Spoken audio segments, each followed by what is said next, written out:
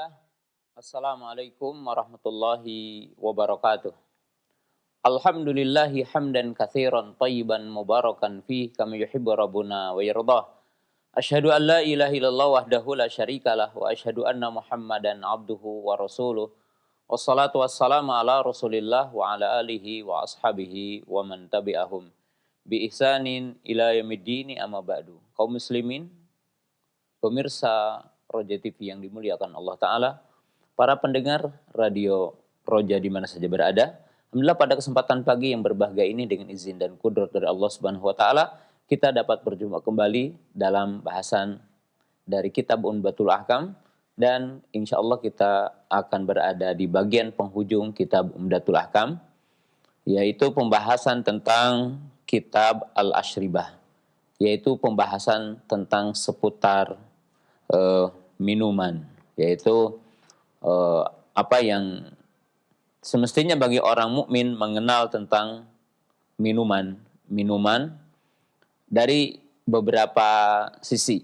Setidaknya di sini adalah dari 3 sisi yang sangat penting untuk kita pahami tentang seputar minuman, yaitu tentang minuman-minuman yang halal untuk kita konsumsi. Ya, kemudian seorang mukmin juga harus tahu tentang apa yang diharamkan Allah Subhanahu wa Ta'ala tentang sejumlah minuman. Dan yang ketiga adalah berkaitan tentunya kita bahas, walaupun tidak dicantumkan hadis secara khusus dalam kitab Umdatul Ahkam, yaitu seputar adab seseorang untuk minum. Nah, kaum muslimin pemirsa yang dimuliakan Allah Subhanahu wa Ta'ala, setelah kita membacakan sejumlah hadis tentang makanan, kayak kita berat-imah, hadis-hadis seputar makanan, kita berbicara tentang hadis seputar minuman. Sangat urgensi sekali ataupun sangat urgen bagi setiap kita untuk mengenal tentang minuman, artinya yang halal dan yang haram. Kenapa kaum muslimin pemirsa yang dirahmati Allah Subhanahu wa Ta'ala? Ya, ini punya pengaruh bagi setiap di antara kita. Pertama, ya, minuman yang haram selain akan menyebabkan kita mendapatkan azab nanti yaumul qiyamah. Jadi selain kita mengetahui akan ditimpakan azab nanti yaumul qiyamah, itu berupa siksa nanti yaumul qiyamah, ya, termasuk siksa di alam kubur, siksa di arsatil qiyamah, dan siksa nanti di neraka. Ya, ketika orang meminum minuman yang diharamkan Allah Ta'ala. Tetapi juga dari sisi lain kita mengetahui bahwa ada asar pengaruh bahwa Nabi SAW mengatakan dalam hadis yang mungkin yang sangat populer, bahwa ada seseorang yang telah menempuh sebagian besar dari sebab-sebab doanya diterima, yaitu mengangkat kedua tangannya, kemudian menunjukkan sangat butuhnya kepada Allah Subhanahu wa Ta'ala, dan seterusnya. Tetapi Allah Subhanahu wa Ta'ala tidak mengijabah doanya. Apa? Salah satunya disebabkan orang itu mengkonsumsi minuman, makanan, dan pakaian yang diharamkan Allah Subhanahu wa Ta'ala. Jadi minuman yang haram itu salah satu pengharang diijabahnya doa seseorang. Ini dari sisi yang kedua. Dari sisi yang ketiga, bahwa setiap yang diharamkan Allah, termasuk minuman, itu akan mendapatkan atau mendatangkan madarat kepada kita semua. Ya, jadi akan mendatangkan madarat kepada kita semua, kerusakan. Ya, seperti kita tahu tentang khomer yang kita akan bahas ini adalah sesuatu yang tentunya yukhamiru aql, yugotti wa yasturul aql, yaitu yang bisa menghilangkan akal, yaitu fungsi akal seseorang sehingga orang bertindak, berbuat, berkata di luar kontrolnya, sehingga melakukan banyak penyimpangan ataupun kemaksiatan ataupun keburukan. Nah, oleh sebab itu kaum muslimin, pemirsa yang dirahmati Allah Ta'ala, jadi seorang mukmin itu perlu mengetahui, ya, di antara sejumlah apa yang diharamkan Allah Ta'ala. Ya, minimalnya ini dari 3 sisi tadi. Sisi yang pertama, bahwa itu akan mendatangkan azab Allah Ta'ala, menyebabkan datangnya murka Allah Ta'ala. Yang kedua, itu akan menjadi salah satu penghalang dari diijabahnya doa seorang mukmin. Sedangkan yang ketiga, yaitu akan mempengaruhi kepada jiwa kesehatan seorang mukmin. Ya, dari setiap apa yang diharamkan Allah dari minuman. Demikian juga tentunya makanan yang telah lewat. Nah, kemudian dari sisi yang lain, kenapa kita berbicara tentang seputar minuman? Nah, ini juga termasuk adab kita minum. Adab kita minum. Adab kita minum tentunya membaca bismillah, ya, itu salah satu adabnya. Mungkin nanti kita akan bahas di penghujung pembahasan ini. Kemudian apabila air itu panas, yang berada di gelas, ataupun di apa saja, maka kita dilarang untuk meniupnya. Kemudian berkaitan dengan adab, afdalnya adalah duduk dan seterusnya. Maka kaum muslimin pemirsa yang dirahmati Allah Ta'ala, ini semua adalah bagian berkaitan dengan adab. Nah, kita akan langsung saja untuk membacakan sejumlah hadis yang dibawakan oleh mu'allif rahimahullah ta'ala tentang bab minuman, yaitu membawakan 3 hadis. Qala al-mu'allif rahimahullah ta'ala, babu al-ashribah. Al-hadisul awal an Abdillahi ibnu Umar radhiyallahu ta'ala anhuma. Anna Umar radhiyallahu ta'ala anhu qala ala mimbari Rasulillah sallallahu alaihi wasallam, amma ba'du ayuhan nas innahu nazala tahrimul khamri wa hiya min khamsatin minal inabi wat tamri wal asali wal hinta wasyairi wal khamru ma khamarul aql thalatha wa waditu anna Rasulullah kana qad ahida ilaina fihinna ahdan nantahi ilaihi al jiddu wal kalala wa abwabu min abwabir riba. Al hadis, ya. Hadis yang pertama ini mu'allif rahimahullah ta'ala meriwayatkan dari Abdullah bin Umar, semoga Allah meridhoi kepadanya, bahwasanya Umar, yaitu bapaknya Abdullah, Umar bin Khattab radhiyallahu ta'ala anhu, Amirul Mukminin, wa huwa al-Khalifah Tsaniyah ba'da Abi Bakrin As-Siddiq radhiyallahu ta'ala anhu, wa huwa afdhalun nas, afdhalus sahabah ba'da Abi Bakrin As-Siddiq radhiyallahu ta'ala anhu bi ijma'i ahli sunnah wal jamaah. Umar radhiyallahu ta'ala anhu adalah sebagai Amirul Mukminin, khalifah yang kedua setelah Abu Bakar As-Siddiq radhiyallahu ta'ala anhu. Dan beliau tentunya adalah sahabat yang paling mulia dan umat Islam ataupun umat Muhammad SAW yang paling mulia setelah Abu Bakar As-Siddiq radhiyallahu ta'ala anhu. Dan itu keyakinan ahli sunnah. Tab'an nahnu na'taqid yani ahli sunnah anna Umara afdalu min Ali radhiyallahu ta'ala anhu. Bahwasanya Umar radhiyallahu ta'ala anhu memiliki kedudukan yang lebih tinggi dari imam dan ilmu dari Ali radhiyallahu ta'ala anhu. Qala alamin bari Rasulillah sallallahu alaihi wasallam, bahwasanya beliau artinya menyampaikan satu mau'idhah di mimbar Rasulullah SAW. Artinya mimbar yang pernah dipakai oleh Nabi SAW ini menunjukkan adalah di masjid Nabi sallallahu alaihi wasallam. Ini di Masjid Nabawi, di Masjid Nabawi, di masjidnya Nabi SAW di Madinah. Qala amma ba'du. Ya, beliau menyebutkan amma ba'du. Ayuhan nas, wahai semua manusia. Innahu nazala tahrimul khamri. Sesungguhnya Allah Ta'ala telah menurunkan ayat tentang pengharaman khamr.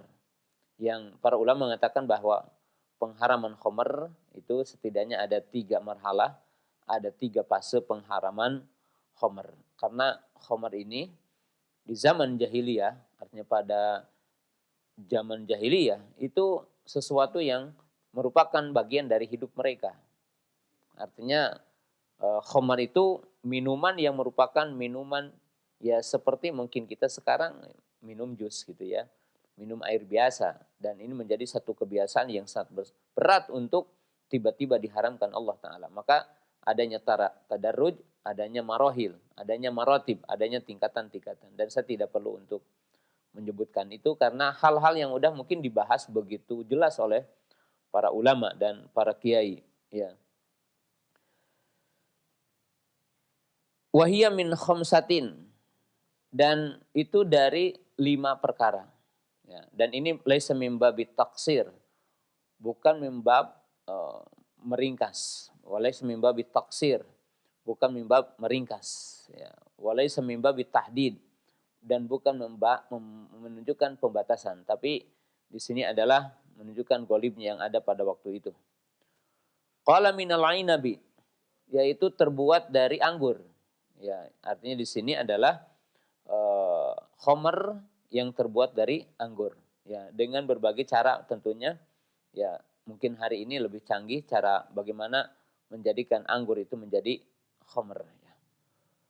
Qala wat tamri, dan dari kurma, wal asali, dan dari madu, wal hintah wasyair, dan dari gandum hintah dan dari gandum syair. Wal khamru ma khamarul aql, dan khamar itu setiap perkara yang menutup akal. Yani ma yukhamirul aql, yang bisa menutup akal. Artinya akal tidak berfungsi dengan tepat dan benar, ya, sehingga error gitu. Terjadinya error orang dalam berpikir, bersikap, bertindak gitu ya, berkata-kata. Bahwa itu anna Rasulullah kana ahida ilaina fihinna ahdan intah ilaihi. Artinya di sini Umar radhiyallahu taala anhu menjelaskan poin yang lain, tapi ini kita tidak akan bahas di kesempatan pagi hari ini, yaitu al-jiddu, tentang pembagian waris. Ya, ini adalah berkaitan dengan kakek, bapak ke atas kakek. Kemudian wal kalalah, menurut sebagian para ulama kalalah adalah apabila orang meninggal dunia dan tidak meninggalkan ahlul waris, yaitu anak, ya, kemudian bapak. Ya, berarti di sini ya, menurut sebagian para ulama al-kalal adalah bagaimana ukhuwah, yaitu saudara laki-laki dan perempuan. Dan ini juga tidak kita akan bahas di kesempatan pagi hari ini. Wa abwabu min abwabil riba, dan pintu di antara pintu riba. Ya, jadi di hadis yang pertama ini mu'allif mengetengahkan tentang definisi apa itu khamr dan terbuat dari apa itu umumnya khamr. Ya. Maka khamr itu sebagaimana dijelaskan dalam hadis yang nas, yaitu kulu muskirin khamrun wa kulu khamrun wa kulu khamrin haramun. Kulu muskirin khamrun wa kulu khamrin haramun. Setiap yang memabukkan adalah khamr dan setiap khamr adalah haram. Nah, maka disebutkan di sini mayukhamiru akal, yaitu yang menutup fungsi akal dengan benar. Ya. Sedangkan terbuat dari apa? Maka disebutkan di sini dari anggur, ya, perahan anggur atau bentuk apa saja. Ya, bisa saja anggur yang udah kering, kemudian itu direndam, kemudian berubah, ya, sehingga itu dinamakan nabid. Nanti nabid itu air yang tentunya ketika zabib itu diletakkan di satu tempat, mungkin di tank atau di satu apa saja tempatnya, mungkin sejenis wadah-wadah gitu ya. Kemudian nanti disimpan lama, kemudian terjadi fermentasi sehingga di situ menjadi khamr ya. Dan airnya, air dari rendaman inab atau anggur, kismis, maka itu dinamakan dengan an-nabid di dalam istilah syariat.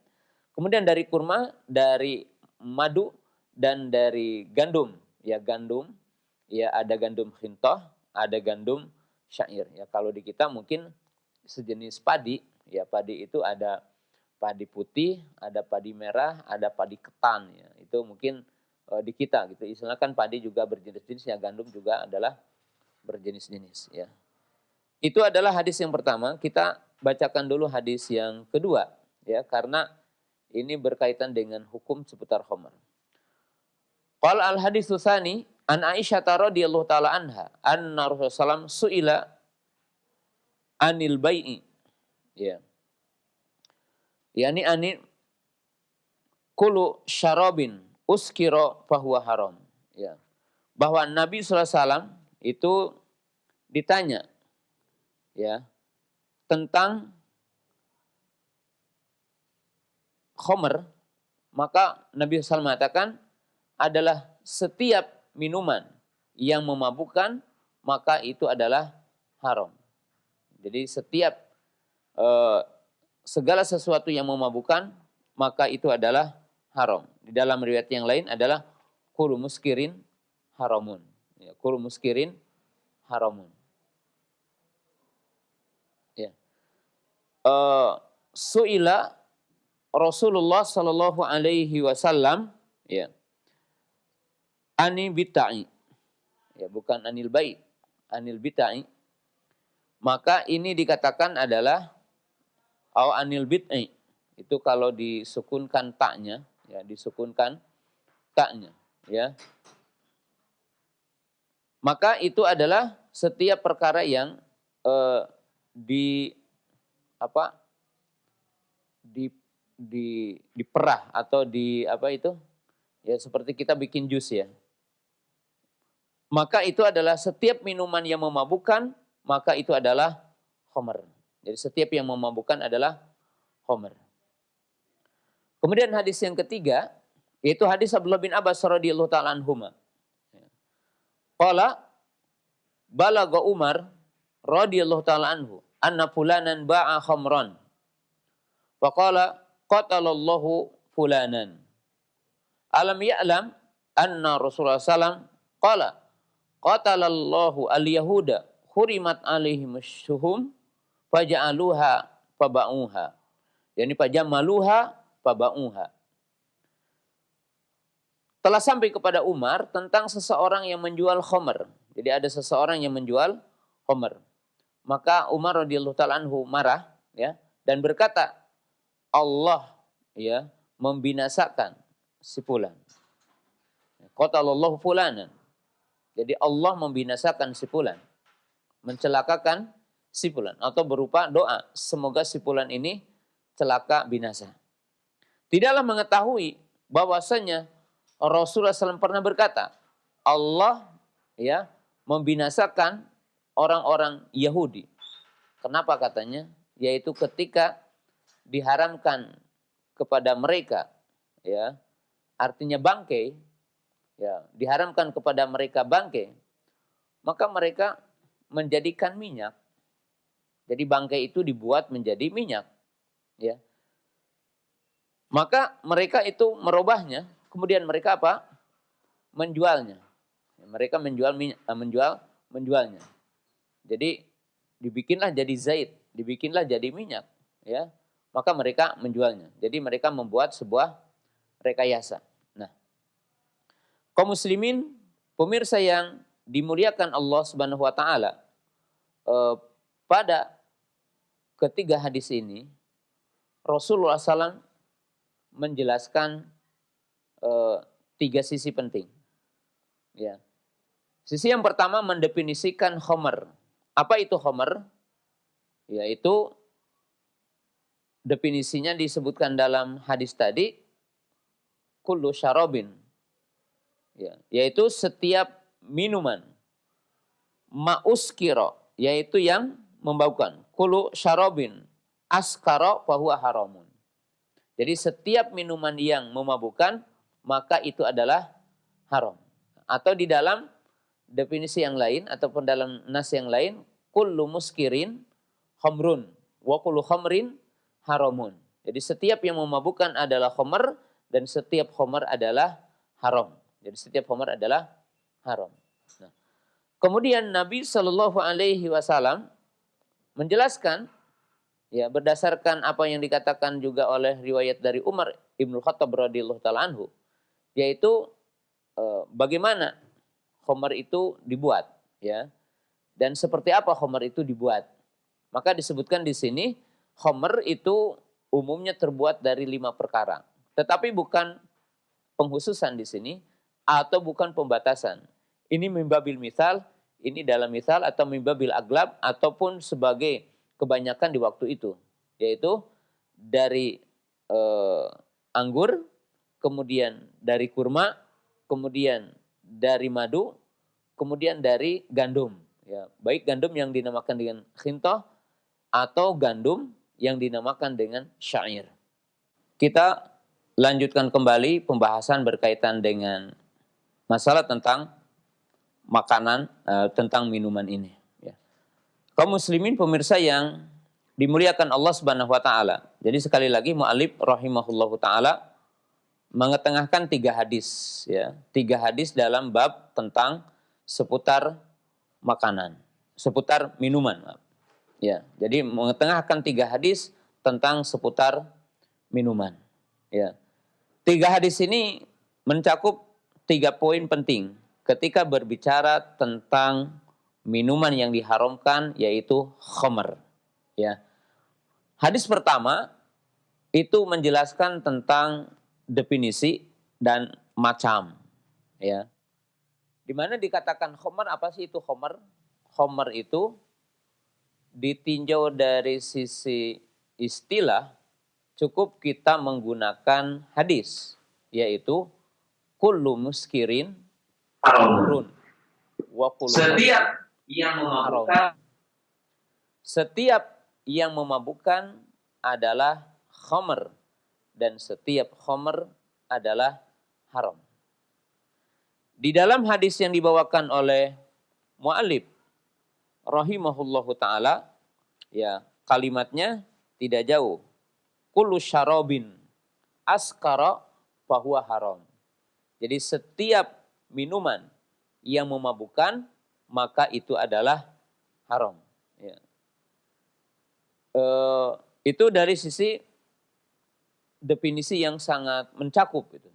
Disebutkan oleh Nabi Shallallahu Alaihi Wasallam. Ya. Sedangkan dari sisi istilah lugawi, maka juga disebutkan di situ efek dari khamr itu, yaitu ma yukhammiru akal. Yani ma yukhammirul al-akal. Yaitu setiap perkara yang bisa membuntukan, menutup ya fungsi dari akal seseorang, ya, menjadikan orang itu tidak mampu mengontrol ya apa yang diucapkannya, apa yang harus dia perbuat. Maka itu adalah bagian dari yang dinamakan dengan khamr. Nah, sedangkan yang kedua, hadis yang kedua ini adalah menjelaskan, dan ini hadis pertama ya, artinya jenisnya maksud itu, yaitu menjelaskan sebuah contoh dari apa terbuat khamr itu dan bagaimana khamr itu dibuat itu. Maka disebutkan di sini adalah dari anggur, dari kurma, dari madu, kemudian dari di sini disebutkan adalah berupa hintoh atau gandum yang dinamakan dengan gandum hintoh, atau gandum yang dinamakan dengan gandum syair. Ya. Jadi kaum muslimin pemirsa yang dimuliakan Allah Subhanahu Wa Taala. Ya. Sedangkan yang ketiga, jadi hadis yang dibawakan oleh mu'allif rahimahullahu ta'ala pada hadis yang ketiga adalah berkaitan dengan konsekuensi dari khamr itu. Ya. Yaitu berupa hukuman. Maka disebutkan di sini adalah akan mendapatkan laknat. Ya. Mendapatkan laknat. Allah akan melaknat. Allah akan membinasakan ya, pelakunya. Dan menjelaskan juga tentang hukum menjual belikannya. Jadi menjual belikan khamr. Maka di dalam hadis yang ketiga ini disebutkan bahwa Umar radhiyallahu taala anhu mengatakan qatala fulanan. Artinya kata-kata qatala, jadi qatalallahu fulanan. Yang dimaksud bukan berarti membunuh dalam arti membunuh seperti kita membunuh. Tapi yang dimaksud di sini Allah membinasakan. Allah mencelakakan. Allah akan mengadab. Ya. Allah akan mengadab.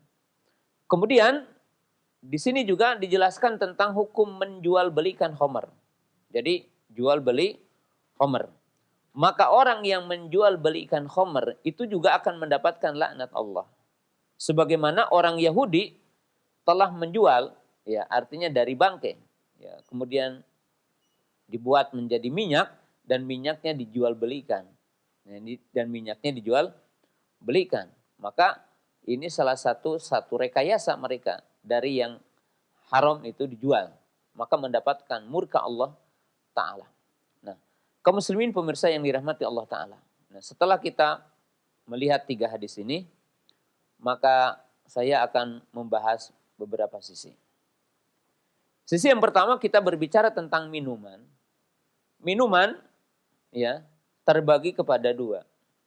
Ada minuman yang halal mubah untuk kita konsumsi.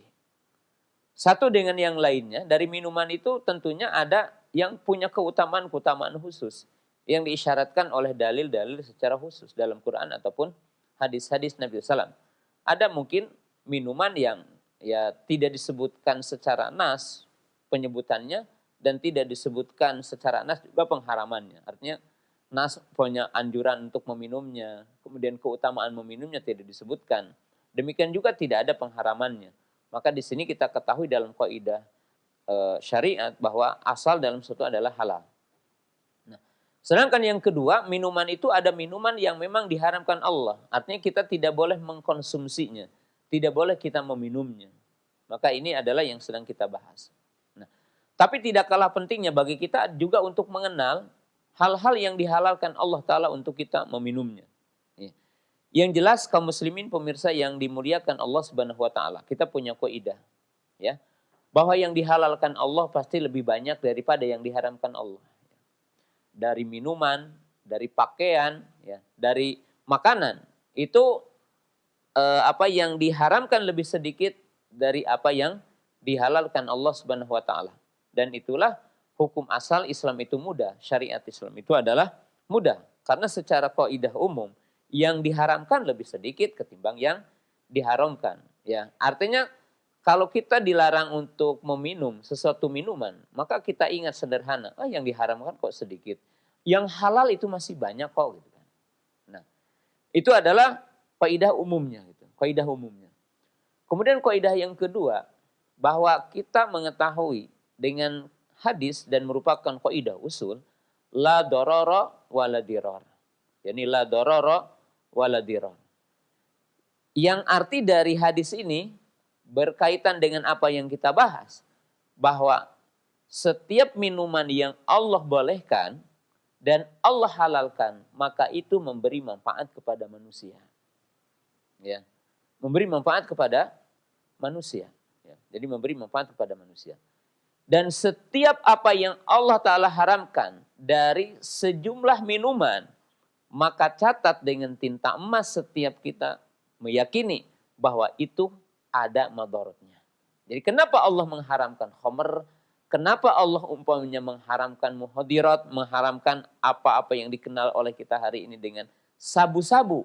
Karena semua itu adalah memadaratkan kita. Karena agama kita dibangun di atas hadis Abi Sa'id Al-Khudri, sabda Nabi SAW mengatakan, la darara wa la dirar. Tidak ada pemadaratan dan dilarang kita untuk melakukan sesuatu yang memadaratkan. Nah, di sini adalah sesuatu yang kita harus pahami gitu kan. Jadi kaidahnya. Jadi kaidah kedua. Kaidah yang ketiga, ketika kita akan berbicara tentang yang halal, maka ada sesuatu yang halal secara zatnya, tapi satu ketika menjadi haram. Jadi sesuatu zatnya halal, tetapi satu ketika akan menjadi haram.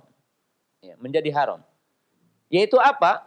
Ya nanti kita berkaitan dengan penjelasan, mungkin berkaitan dengan kesehatan kedokteran, bahwa ada yang zatnya halal, akan tetapi menjadi haram. Seperti haram dari sisi apa? Gulunya. Ya. Contoh, ya orang ya tidak boleh kita berbuat gulu, sehingga mungkin akan jadi penyakit dari makanan itu. Atau seseorang yang secara keilmuan kesehatan dalam kondisi sakit tertentu, ya, dalam kondisi sakit tertentu, ya, bahwa dia umpamanya penyakit gula, ya, dan penyakit gulanya kronis, atau dikatakan dia mungkin ya dalam kondisi 400 sekian gitu ya, tentang gulanya. Maka sejumlah makanan dilarang bagi dia. Bukan dilarang dari sisi zat makanan itu, tetapi dengan kaidah dan syariat lain, dengan dalil lain, wala tulqu bi'aidikum ila tahlukah. Itu orang tidak boleh membinasakan diri.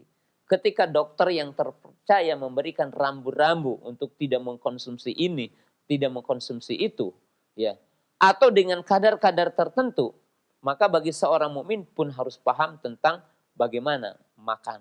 Ya. Jadi bagaimana makan, demikian juga bagaimana minum. Ya, ini adalah poin yang ketiga yang harus kita paham. Poin yang keempat yang harus kita paham seputar minuman juga, bahwa kaum muslimin, pemirsa yang dimuliakan Allah Subhanahu wa taala, bahwa ya kita memiliki kaidah yaitu halalan thayyiban, halal dan thayyib. Jadi halal dan thayyib. Maka tentunya seorang mukmin juga harus belajar kesehatan. Jadi harus belajar kesehatan. Bahwa tidak setiap zat yang mubah, maka terkadang bermanfaat bagi tubuhnya. Jadi bermanfaat bagi tubuhnya. Oleh sebab itu seorang mukmin ya berkaitan dengan ilmu kesehatan, kenalilah dirinya, maka dia akan mengenali tentang makanannya.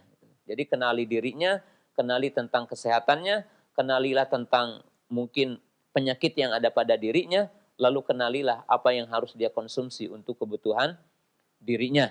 Dan itu tentunya adalah sejalan dengan kaidah-kaidah syariah.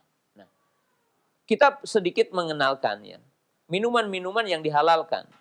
Yang pertama tentunya adalah air. Air yang dimaksud di sini air mutlak, air asli gitu ya. Kalau kita mungkin bisa mengenalkan dengan istilah air mineral gitu ya. Air asli. Itu air hujan atau itu air laut atau itu air yang muncul keluar dari mata air ya. Allah Subhanahu wa taala telah mengatakan huwallazi anzala minas sama'i ma'an lakum fihi syarabun ya.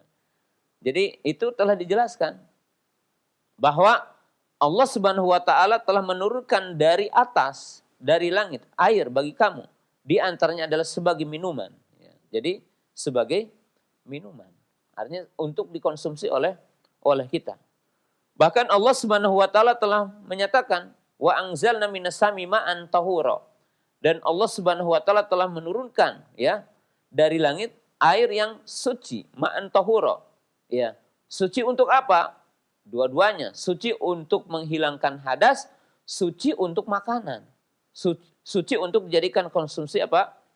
Minuman. Nah, jadi kaum muslimin pemirsa yang dirahmati Allah taala. Kita mengetahui bahwa Allah Subhanahu wa taala ya menurunkan air dan kita mengetahui bahwa sebagian konsumsi yang terpenting dalam tubuh kita adalah air. Jadi sebagian konsumsi yang terpenting dalam kehidupan kita adalah air. Oleh sebab itu dikatakan wabima'in kullu haya. Dengan air setiap segala sesuatu menjadi hidup. Jadi dengan air Allah Subhanahu wa taala menjadikan segala sesuatu itu adalah hidup. Berarti ini adalah manfaat. Jadi berarti di situ adalah manfaat bagi setiap manusia, bagi setiap muslim untuk mengkonsumsi minuman yang dinamakan dengan air, dan air di sini adalah air mutlak, air yang bening yang kita mengatakannya adalah dikenal dengan air mineral. Kemudian yang kedua adalah al-asal, yaitu madu. Ya. Madu adalah satu keutamaan ya yang Allah taala anugerahkan bagi kita semua. Madu ya. Dan madu itu adalah minuman yang Allah taala turunkan, anugerahkan bagi kita, halal di dunia dan merupakan bagian terpenting dalam kehidupan kita nanti yaumul qiyamah. Bahkan kita mengetahui di dalam ayat Al-Qur'an dalam surah Muhammad ayat 15, Allah Subhanahu wa taala menjelaskan akan disediakan bagi kita adalah 4 sungai. Ya, sungai apa? Sungai air tawar dan salah satunya adalah sungai yang berisikan air madu. Ya. Kaum muslimin pemirsa yang dirahmati Allah taala, keutamaan madu ya, itu adalah sangat agung. Oleh sebab itu Aisyah radhiyallahu taala anha mengatakan, "Kana Nabi sallallahu alaihi wasallam yu'jibuhu al-halwa'u wal asalu."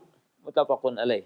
Dalam hadis Aisyah radhiyallahu taala anha dikatakan bahwa Nabi itu sangat mencintai yang manis-manis dan sangat mencintai madu. Jadi sangat mencintai madu ya. Kemudian ya madu adalah sebagai obat. Jadi sebagai obat bagi kita ya, obat. Jadi salah satu pengobatan untuk sakit adalah salah satunya dengan madu. Ya, salah satunya dengan madu. Ya. Walaupun kaum muslimin pemirsa yang dirahmati Allah Subhanahu wa taala, ya, tentunya kadar-kadarnya akan diketahui oleh orang-orang yang memiliki keahlian, mungkin herbalis gitu ya. Kemudian dokter-dokter yang tentunya tidak bisa kita katakan bahwa setiap saat, setiap waktu kadarnya tidak diukur ya. Nah, oleh sebab itu Imam Syafi'i rahimahullah taala mengatakan bahwa manusia memerlukan kepada 2 pembimbing. Ya. Yang membimbing dirinya untuk selamat dunia akhirat yang berkaitan dengan agamanya adalah ulama. Yang berkaitan dengan kesehatan fisiknya adalah kita berkewajiban untuk meminta fatwa, meminta bimbingan kepada para dokter yang terpercaya, ya, para dokter yang terpercaya. Sehingga Imam Syafi'i mengatakan, ya, salah satu musibah yang menimpa kepada umat Islam adalah hilangnya 1/3 ilmu, yaitu tentang kesehatan, tentang kesehatan. Dan saya tidak akan berbicara tentang keutamaannya, yaitu para dokter, tapi saya akan mengisyaratkan ini contoh-contoh yang begitu agung tentang sejumlah minuman. Kemudian yang ketiga adalah as-sukar, ya, yaitu minuman manis, ya, seperti mungkin hari ini minuman-minuman manis ini, ya, yang terbuat dari, ya, seperti sekarang, ya, air tebu dan sebagainya. Maka Allah Subhanahu wa taala tentunya menghalalkan bagi kita secara umum. Walaupun, ya, para ahli kesehatan juga menjelaskan adrar iksar minas sukar, yaitu bahaya mengkonsumsi gula atau sumber yang manis yang berlebihan. Ya, kita ketahui penyakit gula ataupun penyakit yang lainnya salah satunya disumberkan dari ini. Maka di sini tadi saya katakan bahwa sesuatu yang halal bagi seorang muslim harus mengetahui kadarnya. Jadi kadar yang dibutuhkan tubuh, kadar yang bisa membahayakan kepada tubuh. Maka seorang mukmin adalah harus mengetahuinya. Jadi harus mengetahuinya. Artinya di sini ada penyakit yang ditimbulkan dari salah satunya, ya, walaupun penyakit gula tidak hanya sekedar ditimbulkan dari banyaknya mengkonsumsi yang manis ataupun mengkonsumsi gula, ya, tetapi itu salah satunya. Kemudian yang keempat al-laban, yaitu air susu. Ya, air susu dari semua binatang yang halal tentunya. Yaitu air susu, ya, unta, air susu sapi, air susu kambing, ya. Dan itu tentunya adalah yang dihalalkan Allah Subhanahu wa taala. Kemudian kuda yang bukan himar ahliyah itu juga adalah halal menurut pendapat yang rajih. Dan susu juga memiliki keutamaan. Dan kita mengetahui bahwa Nabi SAW pernah mengobati orang Uraniyah yang terkena penyakit perut, ya, maka itu diobati dengan air susu dan kencingnya unta. Ya, jadi ini adalah sesuatu yang sangat banyak dan memiliki manfaat-manfaat yang sangat berharga sekali buat kita. Kemudian zait ini tentunya adalah minyak, terutama yang dimaksud di sini adalah zaitun, yaitu minyak zaitun, ya, minyak zaitun, ya. Ya, kalau kita mungkin minyak itu ada juga minyak habatus sauda, ada minyak zaitun. Kemudian kalau kita mungkin umumnya di Indonesia adalah minyak yang terbuat dari bentuk-bentuk seperti minyak kelapa, gitu kan. Dan sejumlah yang menjadikan hari ini sebagai minuman, tapi ya dijadikan juga sebagai untuk alat menggoreng makanan, ikan-ikan, daging dan sebagainya. Tapi zait yaitu minyak yang berguna sekali untuk tubuh dan tentunya dengan ayat-ayat Quran adalah zaitun, kemudian minyak habatus sauda. Ya. Semua apa yang dihalalkan tadi dan dikatakan sebagai sesuatu yang bermanfaat, maka ingat, yaitu dengan kodarnya, yaitu dengan ukurannya. Nah, oleh sebab itu, pemirsa yang dimuliakan Allah Ta'ala, saya bukan dokter dan bukan juga herbalis, tetapi tentunya diisyaratkan dengan kaidah syariat. Bahwa segala sesuatu yang dikatakan ini, minyak zaitun adalah obat, kemudian habatus sauda adalah obat, gitu kan. Kemudian madu adalah obat, gitu kan. Ini adalah dari sisi zatnya. Dan semua orang sepakat dari sisi bahwa itu memberikan apa? Memberikan pengaruh kepada kita. Tapi sesuatu yang harus kita catat, semuanya adalah dengan timbangannya. Semuanya adalah dengan takarannya. Dari sisi untuk meminumnya, ya, meminumnya. Dan manusia tidak lepas dari dua kelompok orang. Ada orang yang dalam kondisi sehat, artinya kondisi sehat, dan dia tidak punya gejala apa-apa. Nah, maka tentunya menggunakan semua obat ini adalah yang memberikan manfaat bagi dia. Walaupun ukurannya harus tetap. Dan yang kedua adalah manusia yang dalam kondisi sakit. Kondisi sakit. Nah, tadi minyak zaitun bermanfaat, madu adalah bermanfaat, kemudian habatus sauda adalah bermanfaat, ya. Dan semuanya adalah bermanfaat secara umum, Ya. Bahkan nas-nas itu menunjukkan bahwa habatus sauda obat, zaitun adalah obat, madu adalah obat. Tapi ketika kita akan mengkonsumsinya adalah dalam kondisi sakit, maka semuanya memiliki takaran. Yang tentunya Allah merahasiakan untuk diberikan kepada sebagian orang yang melakukan penelitian.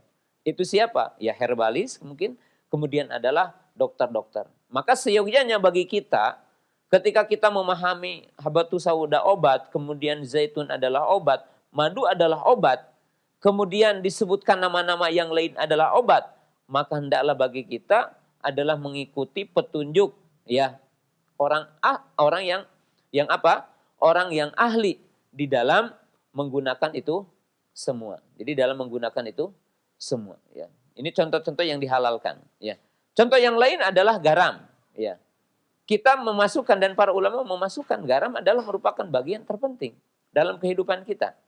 Kita mengetahui ya secara sadar bahwa makanan yang mana saja gitu kan. Kalau kita mungkin bikin sayuran, kemudian kita memasak daging dan sebagainya. Seolah-olah kalau tidak kita meneteskan itu garam dan tidak memberi garam, maka tidak terasa gitu. Tidak terasa nikmatnya itu. Nah, tetapi tentunya semuanya dengan kadarnya. Bagi setiap orang akan menggunakan garam untuk makanan, untuk minuman, dihitung dengan kadar-kadar yang layak. Dan setiap orang tadi tetap menggunakan garam, kondisi sakit, kondisi sehat itu berbeda ya. Kemudian yang selanjutnya kita tahu anarojil, yaitu dalam bahasa Indonesianya kita adalah air kelapa. Air kelapa juga memiliki khasiat yang khusus menurut sebagian para penelaah. Tapi tidak setiap waktu orang akan baik minum kelapa. Ya, ketika orang mungkin terserang penyakit ginjal dan ginjalnya telah akut, maka tidak bisa dikatakan minum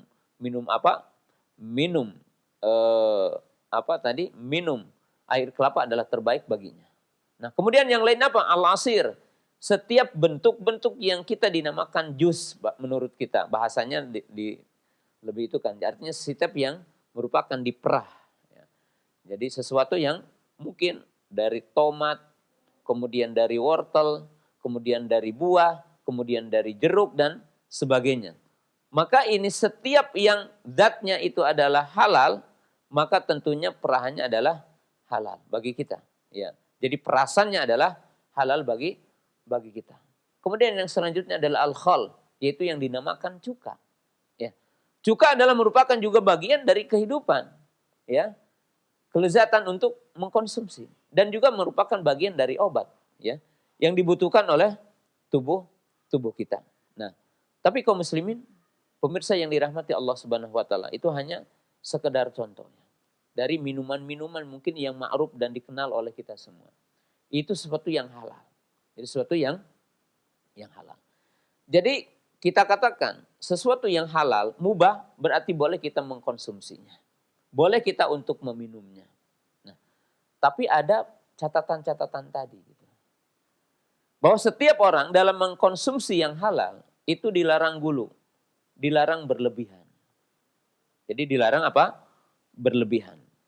Kemudian apa? Kita juga harus paham bahwa tubuh manusia dalam kondisi sehat, dalam kondisi sakit berbeda ketika kita mengkonsumsi yang halal. Memang halal, tapi terkadang kadarnya harus diukur dan terkadang mungkin tidak boleh dalam satu ketika. Itu bagi orang yang ingin menjaga kesehatan, dan menjaga kesehatan tentunya adalah sesuatu yang sangat dituntut bagi setiap di antara kita. Nah, itu contoh yang halal. Nah, sekarang kita terakhir sebelum kita membuka pertanyaan dan sebelum kita merinci mungkin di pertemuan yang kedua besok di minggu yang keempat nanti. Nah, sekarang kita berbicara contoh-contoh yang diharamkan Allah. Ya. Yang pertama yang diharamkan adalah khamar. Ya, khamar. Yaitu setiap yang memabukkan. Ya, setiap yang memabukkan. Kaum muslimin pemirsa yang dirahmati Allah Ta'ala. Sepakat khamar itu haram. Sedikit dan banyaknya adalah haram. Ya. Dan kita tidak perlu lagi berbicara tentang sejarah pengharaman khamar ya. Karena sesuatu yang telah ijma sepakat kaum muslimin bahwa khamar adalah sesuatu yang diharamkan. Ya. Khamr ini memiliki konsekuensi-konsekuensi yang sangat berbahaya. Dunia, akhirat. Ya. Demikian juga adanya hukuman bagi orang yang meminum khamr. Jadi ada hukuman. Ya, dia didera dalam hukum jinayatnya. Ya. Kemudian yang kedua, apa sih yang diharamkan ya di dalam syariat Islam adalah an-nabidh. Ya. An-nabidh sesungguhnya ya bagian dari khamr gitu. Karena masuk kepada kaidah kullu muskirin khamrun wa kullu khamrin haramun. Nah, nabidh ini dalam bahasa yang sederhananya, kalau kita ya intinya kan ingin bikin khamr gitu. Kemudian itu kurma atau anggur itu direndam. Itu dinamakan ma'un nabid, direndam. Jadi direndam ya. Maka airnya itu tidak boleh dipakai wudu menurut jumhur ulama. Nah, maka itulah yang dinamakan dengan nabid. Yang intinya adalah fermentasi untuk dijadikan khamr, sama gitu ya. Yang intinya adalah kullu khamrin haram. Ya. Sedangkan yang ketiga di antara yang diharamkan Allah Subhanahu wa taala yaitu as-sum,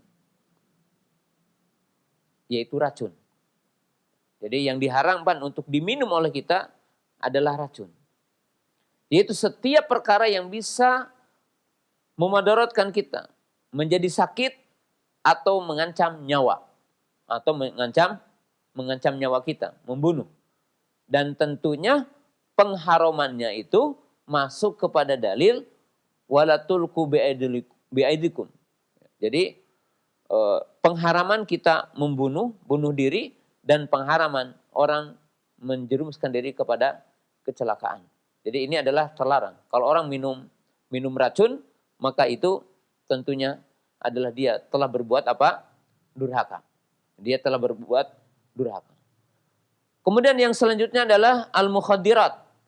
Segala sesuatu yang merusak kepada badan dan merusak kepada akal. Yaitu yang dinamakan sabu-sabu oleh kita. Opium, hashish, ya, sejenis-sejenisnya. Ya, ganja, itu kalau hari ini ganja, kemudian opium, kemudian ya tadi sabu-sabu, ya. Walaupun tentunya ada yang dibolehkan dalam satu ketika, yaitu yang dinamakan muhadhirat, yaitu dalam bentuk yang kedokteran, seperti untuk operasi, gitu kan, untuk operasi dan semisalnya. Tapi dengan kadar-kadar yang telah disepakati oleh para ahli. Ya. Kemudian yang selanjutnya adalah yang termasuk minuman adalah darah, yaitu yang dimaksud adalah darah yang mengalir. Jadi darah yang mengalir, ya. Darah yang mengalir. Maka itu hukumnya adalah haram. Nah, kaum muslimin pemirsa yang dimuliakan Allah Subhanahu wa taala, ya. Ini sekedar kita mengenali dulu minuman-minuman yang dihalalkan Allah, minuman-minuman yang diharamkan Allah taala. Yang dalam kesimpulannya yang diharamkan Allah itu lebih sedikit dari yang dihalalkan Allah Subhanahu wa taala. Nah, kemudian kalimat yang terakhir di kesempatan pagi hari ini, bahwa kita ya mengisyaratkan sebelum membahas panjang lebar tentang khamr, ya, di dalam kesempatan yang berbahagia ini, ya, saya mengisyaratkan terlebih dahulu tentang khamr, ya. Khamr itu termasuk minal fawahish. Ya. Minal fawahish, ma dhahara minha wa ma batan. Yaitu dari keburukan yang bagian kadang nampak ataupun tersembunyi. Dan dikatakan oleh para ulama, al-khamru ra'su kulli fawahish. Bahwa khamr itu sumber semua fahisyah. Jadi khamr itu sumber semua bentuk-bentuk dosa yang lainnya. Ya. Jadi khamar ini sangat berbahaya. Berbahaya salah satunya adalah sebagai awal dari semua keburukan. In ra'su min kulli syarin. Dia adalah merupakan pokok dari setiap keburukan. Ada satu kisah, tentunya kisah ini ya dari sisi dan sebagainya ya mungkin perlu ditelaah kembali. Tetapi dari sisi makna yang ada di dalamnya, dari kisah ini itu memberikan satu pengarahan ataupun nasihat kepada kita tentang bahayanya. Yaitu dikisahkan ada seseorang yang dipaksa untuk melakukan salah satu di antara 3 maksiat yang apabila dia tidak melakukannya maka dia diancam dibunuh. Yaitu disuruh berzina atau membunuh atau dia minum khamr. Maka dia berpikir kalau membunuh berarti mengalirkan darah orang. Kalau menzinahi, berzina, ya, maka dia mengambil kehormatan wanita. Ya.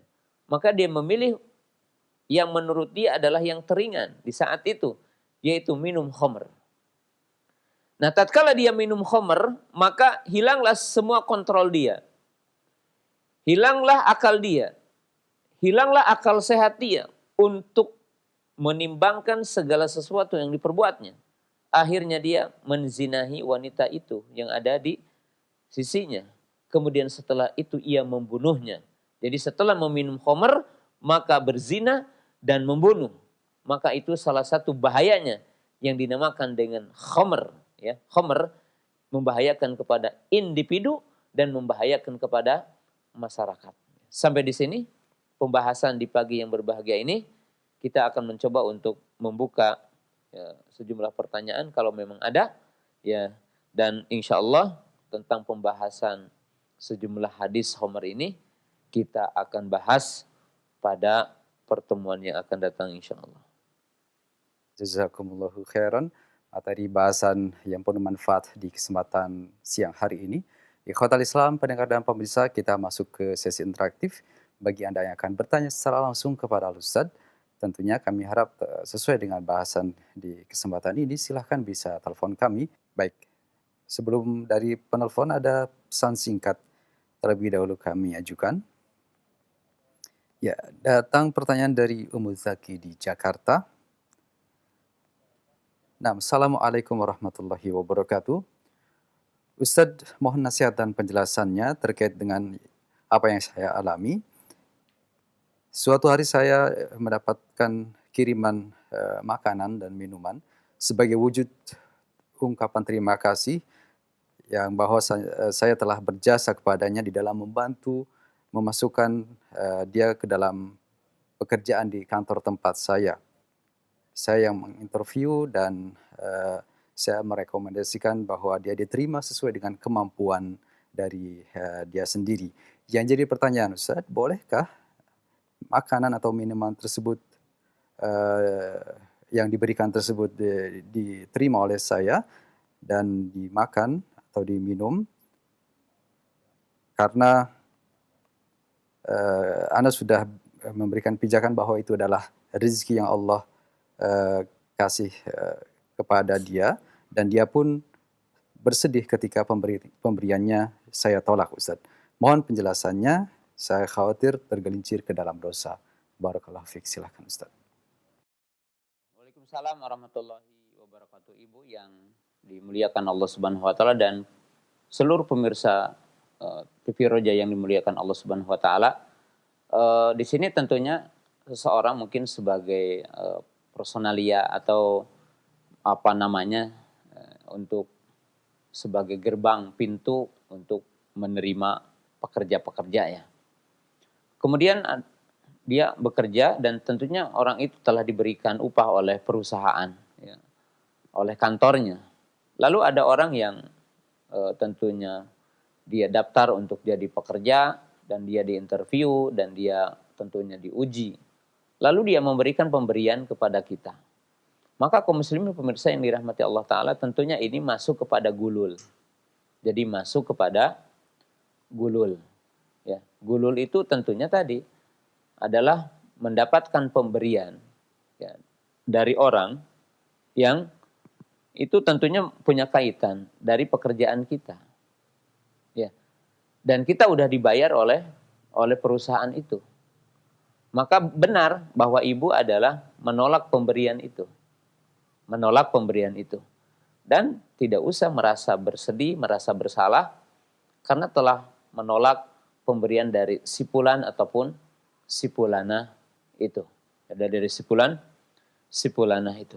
Jadi kalau yang tentunya mendaftar, kemudian dia masuk, kemudian dia ingin bersyukur atas diterimanya, jangan dikaitkan dengan sebab dia diinterview oleh ibu tadi gitu ya. Ya, kapan-kapan kalau dia ingin bersyukur, ya bersyukur tanpa dikaitkan dengan sebagai timbal jasa kepada kedudukan dia berada di situ.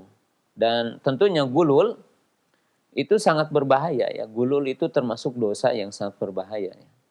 Sebab di dalam hadis ya dikatakan orang yang gulul itu akan dibangkitkan nanti dengan harta yang dia gulul ketika di dunia. Wallahu taala a'lam. Jawaban dan penjelasannya. Masih dari pesan singkat berikutnya dari Pak Urip di Bandung. Assalamualaikum warahmatullahi wabarakatuh. Ustadz, bagaimanakah hukumnya jika ada produk minuman berupa madu ataupun air zam-zam yang di dalamnya diklaim sudah dibacakan ayat-ayat tertentu, ayat-ayat ruqyah, kemudian juga dibacakan shalawat-shalawat tertentu sehingga bermanfaat bagi yang meminumnya. Apakah hukum meminum minuman tersebut? Mohon penjelasannya, jazakallahu khairan ya Ustaz. Kaum muslimin pemirsa yang dimuliakan Allah Subhanahu wa taala, ya. Tentunya di sini ada dua sisi yang harus kita pahami terlebih dahulu. Sisi yang pertama bahwa madu bermanfaat untuk kesehatan dengan ayat Quran dan hadis-hadis Nabi SAW. Kemudian juga tajrubah, penelitian secara ilmiah bahwa madu adalah bermanfaat. Yang kedua, berkaitan dengan air zam-zam. Air zam-zam juga adalah air yang sangat bermanfaat, memiliki pengaruh yang khusus berdasarkan dalil Quran, Sunnah, demikian juga tajrubah, penelaahan dari ahli-ahli kesehatan. Ya. Dari sisi yang lain juga bahwa ruqyah sesuatu yang disyariatin di dalam Islam. Ya, ketika orang sakit, kemudian ketika orang ingin menjaga dirinya dari godaan syaitan, kemudian dari mantra-mantra ataupun santet ataupun mungkin yang sejenisnya, orang mukmin diperintahkan untuk membentengi dirinya dengan ruqyah, bacaan-bacaan Al-Quran, doa-doa yang diajarkan oleh Nabi Shallallahu Alaihi Wasallam. Ya. Tapi dari sisi yang ketiga, dari sisi yang ketiga bahwa bolehkah kita membacakan bacaan kepada air sebagai ruqyah? Jadi membaca bacaan, kemudian kita membacanya di air, kemudian kita mengasihnya air minum itu kepada orang yang diruqyah. Boleh atau tidak? Maka ini termasuk amal yang dilakukan oleh sebagian salafus saleh ridwanullahi ta'ala alaihim. Ya, jadi boleh kalau dari sisi umumnya, bahwa kita sekarang membawa air zam-zam, kemudian dibacakan, kemudian diminumkan kepada orang yang diruqyah tersebut. Ya. Maka itu dibolehkan, dan itu bagian yang ada asarnya. Gitu ya. Ada asarnya. Nah, akan tetapi kaum muslimin, pemirsa yang dirahmati Allah Ta'ala, perbuatan seperti ini dilakukan oleh salafus saleh ridwanullahi ta'ala alaihim adalah dalam bentuk sudfah. Sudfah itu ya bukan sesuatu yang terus begitu, kemudian bukan disengaja gitu kan. Dalam arti disengaja itu dia mengatakan saya ini ustadz terkenal umpamanya gitu. Atau saya ini ulama terkenal, alim. Kemudian saya mengumpulkan air mineral umpamanya ataupun air zam-zam, kemudian dibagi-bagi ke orang. Hadza laisa min amali salaf, ini bukan termasuk amal dari ulama salaf ridwanullahi ta'ala alaihim. Nah, maka oleh sebab itu termasuk menyelisihi jalan salafus saleh ridwanullahi ta'ala alaihim, bahwa sekarang diklaim bahwa ini madu udah dibacain ruqyah. Kemudian ini habatus sauda udah dibacain ruqyah. kemudian ini air Zam-Zam telah dibacain ruqyah. Nah, kaum muslimin pemirsa yang dirahmati Allah Subhanahu wa taala.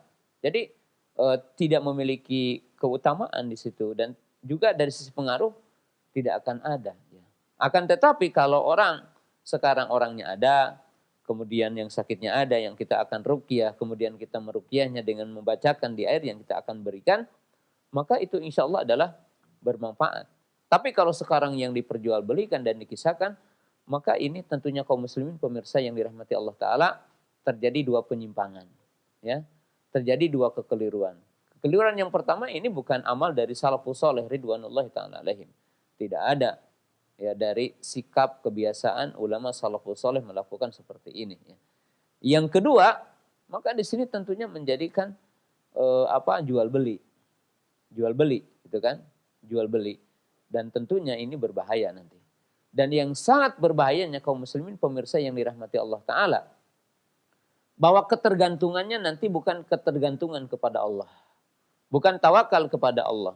Karena di antara syarat ruqyah yang syar'i, bahwa lapannya harus lapan syar'i, Quran ataupun doa-doa yang diajarkan oleh Nabi SAW, atau doa yang tidak mengandung syirik. Ya. Kemudian kita tidak tergantung kepada ruqyahnya itu. Jadi tidak tergantung kepada ruqyahnya itu. Karena ruqyah adalah sebagai sebab saja, maka kita bergantung kepada Allah Subhanahu wa taala. Kalau sekarang orang udah bergantung dengan air yang dibeli itu ataupun dengan mungkin habatus sauda yang telah dibelinya, kemudian orang jadi bergantung kepada air Zam-Zam itu ataupun madu itu, maka itu akan masuk kepada jenis syirik ya, yang sangat berbahaya bagi kita semua. Yang jelas itu bukan amal dari amal salafus saleh ridwanullahi ta'ala alaihim. Wallahu ta'ala a'lam. Jazakallah khairan jawaban dan nasihat yang disampaikan. Satu pertanyaan terakhir Ustadz, ada pertanyaan dari Bapak atau Ibu Luki di Cikarang. Assalamualaikum warahmatullahi wabarakatuh. Ustadz, bagaimanakah jika kurma dicampur dengan susu lalu dibekukan selama 2-3 hari? Apakah termasuk ke dalam nabid yang diperbolehkan dan disukai oleh Rasulullah atau masuk ke dalam khamar yang tidak diperbolehkan? Mohon nasihat dan penjelasannya. Jazakallahu khairan ya Ustaz. Ya. Kaum muslimin ibu yang dimuliakan Allah Subhanahu wa taala, ya kaidahnya adalah kembali tadi, kullu muskirin khamrun wa kullu khamrin haramun. Ya. Kalau apa yang diperbuat oleh seseorang termasuk ibu yang tadi itu bukan amaliyah, bukan sebuah perbuatan usaha dengan niat bikin khamar. Ya. Berarti ya itu tidak termasuk dari hukum asalnya. Karena tentunya orang juga punya niat untuk bikin khamar.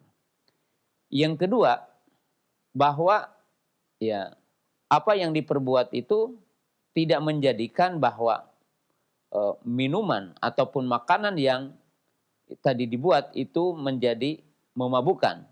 Maka hukumnya adalah hukum halal, jadi tidak haram, tidak haram.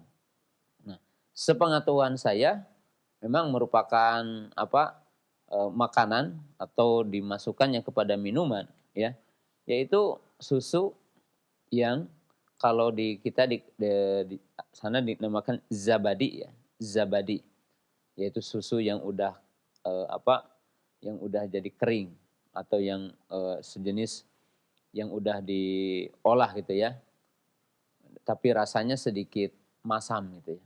Kemudian dicampurkan dengan kurma, itu konsumsi makanan biasa dan itu bukan khamar dan juga bukan nabid, bukan khamar dan juga bukan nabid, dan hukumnya halal insya Allah.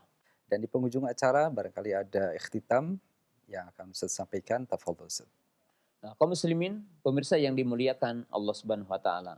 Kita dalam pembahasan tadi tentang minuman, ya. Jadi minuman ini kenapa kita bahas sekali lagi bahwa orang mukmin harus mengenal halal haram. Mana yang halal, mana yang haram. Karena tadi udah disampaikan bahwa punya konsekuensi. Makanan yang haram ini, minuman yang haram ini, setidaknya punya 3 konsekuensi. Yang pertama, mendatangkan hukuman Allah, murka Allah. Yang kedua, salah satu penyebab akan ditangguhkannya, ditolaknya doa seseorang. Ketika orang itu berdoa kepada Allah, tapi apa yang dia minum, tapi apa yang dia makan, tapi yang dia pakai adalah sesuatu yang haram, maka banyak ditolak doa dengan sebabnya. Yang ketiga, bahwa kita memahami semua yang diharamkan Allah punya bahaya, efek madarat kepada kesehatan dan jiwa kita. Dan berkaitan dengan khamr, salah satunya adalah akan merusak akal kita. Nah, itu adalah sesuatu yang harus kita pahami. Jadi supaya kita paham. Dan khamr ini adalah bagian yang tadi. Nah, kemudian tadi dikatakan bahwa sesuatu yang halal, yang kita dibolehkan untuk mengkonsumsinya, dibolehkan kita untuk meminumnya, maka bagi orang mukmin punya rambu-rambu lain. Ya, punya rambu-rambu lain.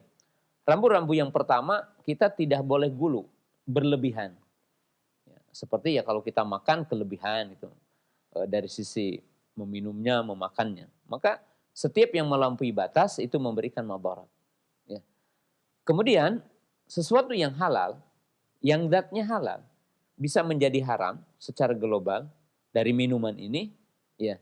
Dan itu ditinjau dari sisi lain, yaitu tatkala sesuatu itu membahayakan kepada tubuh yang akan meminumnya, membahayakan kepada jiwa yang akan meminumnya. Hal itu dikaitkan dengan sebab-sebab lain, ya. Jadi terkadang sesuatu yang halal menjadi tidak boleh ditinjau dari sisi lain. Dan saya ingin menasihati saya dan khususnya juga kepada teman-teman yang dimuliakan Allah Subhanahu wa taala, bahkan ini mungkin sesuatu yang perlu kita pahami. Bahwa sesuatu yang dinyatakan dengan obat itu, tadi umpamanya minum habatus sauda, minum zait, ya, minum madu dan yang lainnya. Maka perhatikan, tubuh manusia ada dalam kondisi sehat. Nah, maka tentunya orang meminum apa saja, ya itu bermanfaat bagi dirinya. Tapi tatkala seseorang itu dalam kondisi sakit, ya, maka perhatikan, orang harus meminta petunjuk kepada dokter yang terpercaya, ahli kesehatan yang percaya untuk memberikan bimbingan tentang semua minuman ini berbahaya atau tidak bagi dirinya. Ya, kalau kita mengatakan bahwa madu itu adalah bermanfaat, tapi dalam kondisi orang itu gulanya sekian, maka ada rambu-rambunya. Orang habatus sauda dan sebagainya. Sehingga di dalam memahami semua makanan ataupun minuman yang sedang kita bahas, maka itu harus diperhatikan semuanya. Dan yang terakhir, yang berupa nasihat yang saya ingin sampaikan di kesempatan pagi yang berbahagia ini, kita sedang membahas khamr, ya. Jadi kita sedang membahas khamr dan kesimpulannya tadi bahwa khamr adalah haram, ya, merupakan minuman yang diharamkan Allah Subhanahu wa taala. Nah, kemudian salah satu poin yang sangat penting tentang khamr ini, ada hukuman di dunia, ya, berupa nanti hudud, ya, yaitu ada hukum dera bagi orang yang meminum khamr, kemudian bayar di akhirat, dan tadi udah dijelaskan sekilas bahwa khamr itu awal dari semua keburukan. Jadi awal dari setiap maksiat. Jadi biasanya ketika orang itu udah mengkonsumsi khamr, maka kemaksiatan-kemaksiatan yang lainnya akan menyertai dirinya. Jadi istilahnya berzina identik dengan khamr, mencuri identik dengan khamr, membunuh juga identik dengan khamr. Bahkan semua kemaksiatan itu umumnya diawali dengan minum khamr. Jadi orang yang meminum khamr itu keumumannya mesti melakukan hal-hal yang lain dari perbuatan dosa. Demikian apa yang saya sampaikan dalam kesempatan pagi yang berbahagia ini. Mudah-mudahan bermanfaat, dan perincian tentang bab ini insya Allah kita akan bahas di pekan berikutnya, yaitu pekan yang keempat di hari Selasa di waktu yang sama. Terima kasih kepada Akhwaz dan seluruh kru di Roja TV yang telah menjadi bagian kajian di kesempatan pagi hari ini. demikian juga kru yang ada di Tasikmalaya dan seluruh pemirsa, para pendengar yang dimuliakan Allah Subhanahu wa taala. Wa akhiru da'wana anil hamdulillahirabbil alamin. Assalamualaikum warahmatullahi wabarakatuh.